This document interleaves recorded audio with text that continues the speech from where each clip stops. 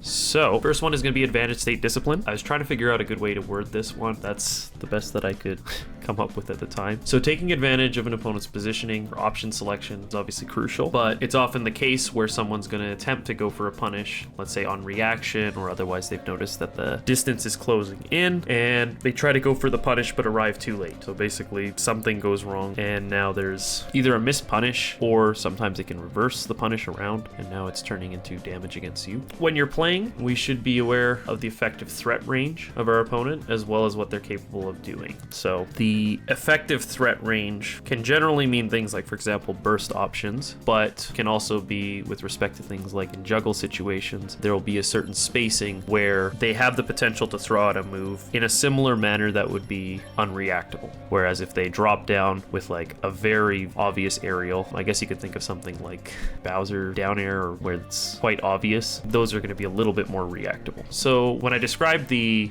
effective threat range, if we're aware of what the opponent has available to them, what we have in mind won't always encompass every single particular option, but you want to have an idea of this because we want to understand where these opponents might end up over time. So how long these options could take, where they might drift to, the end lag that they might have. As we're playing, preparing for interactions is examining these threat ranges because we're sort of extrapolating a hypothetical where they might pursue a certain option, right? And because the potential's there, we choose to respect that spacing so that we're not thrown off guard or something when they might potentially take that space. And so in this particular situation, we're looking at it as if you are missing the punish. So when it's slightly off the mark, it's usually an indication that something's not quite right. So if we were to break it down into maybe a couple of examples, we do something like delayed reaction. Technically it was reactable, but did you actually react in time? Alternatively, maybe you were slightly out of position. So for example, maybe you're too far away, so not being able to physically cover the distance, or otherwise maybe adopting a punish position that may not work to your character's strengths, or maybe you're choosing a specific option that might not be ideal for, say, a whiff punish or for stepping into this particular space. Missing these punishes can happen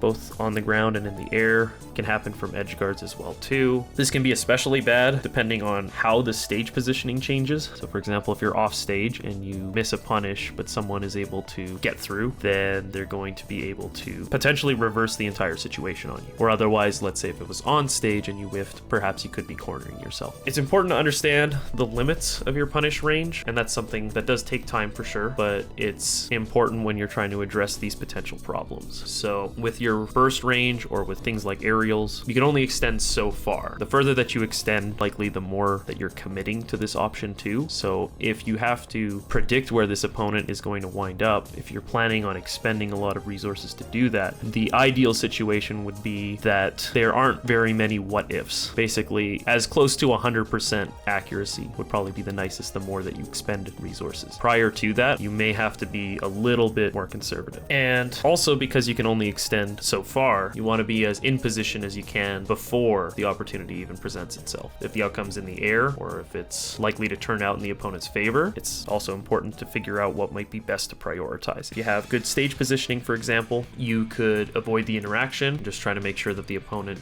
doesn't gain stage control. So in this particular situation, even if you don't decide to keep this advantage state going, particularly if things return to neutral, but you have more ideal stage positioning, which means that winning that next neutral interaction should be easier. As another example, if you know that there's no way to avoid the incoming pushback, so maybe you positioned yourself and you're a little bit too close, so you're within, say, an unreactable sphere, and now they're able to potentially throw something out, then you might have to resort to defensive measures. And if this is happening often, so for example, if you set this situation up often and this is how it turns out a lot of the time, you should consider whether this interaction is worth going for. What is the risk reward? If it's too skewed, maybe it's not worth going for. Maybe you need to set something else up. As for learning your limits, experience is really the greatest thing for that. Experience and experimentation. So if you maintain good positioning and understand when an overextension will occur, you can prevent yourself from just taking damage where you probably shouldn't, and you can try to make use of a future interaction that can give you the chance to get more punishes. Regarding experimentation, If you're trying different things out, if you're tweaking the way that you input things, or if you're observing the interactions, it'll help you identify situations where your punish game needs to be made tighter. Might also indicate how you should make it tighter. So if we were to do like a simple dissection based off of the result of the situation, so for example, you're too late for the punish or you're missing the punish, you're probably going to have to move in closer prior to the interaction so that you're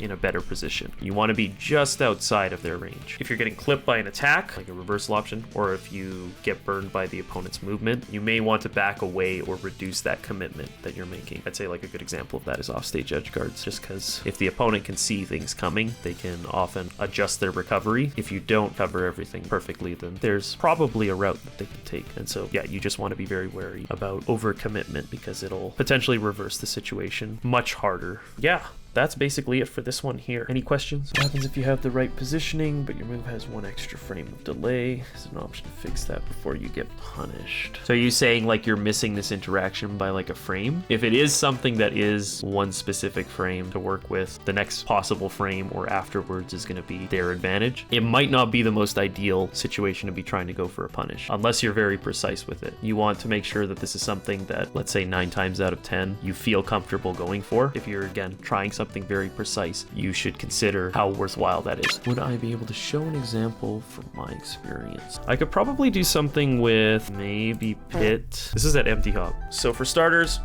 Machu goes off stage. Once he reaches a certain point, he's basically doing this to charge gyro like safely without any interference on my end, because I went for the nair there and basically backed off and went off stage at this point here. From here, I know basically once he's getting to this point, he's going to have to jump or up B because he's probably not going to be able to grab ledge, or otherwise basically if he is going to do anything, he has to grab ledge here. So if he grabs ledge, that's not a big problem because I can cross that distance, or otherwise if I think that he's going to take that space, which maybe I might want to try and stuff out to guarantee he can't take that space, I might throw out a nair, right? Like this. So that way, now he can't take this stage space and I've punished him for it. In the same respect, if he ended up directional air dodging to ledge here, I probably could have still gotten away with this nair. From here, some of this is a little bit more risk-taking. So this one here is kind of predicting an early up B, and I think I just try and call out a lot of early sort of stuff, right? So again, there, tried to call it out. He didn't go for it this time. From here, if I wanted to, unless I feel like I have a good read on it, which I tried to do here, I could decide to back off because I've effectively pushed him quite far away, and now he has to figure out a way to get back on stage. I like commit a little bit harder, which could potentially be bad, but we get through it. So this one here, I get an air like this, right? And I fire an arrow, which will cover if he decides to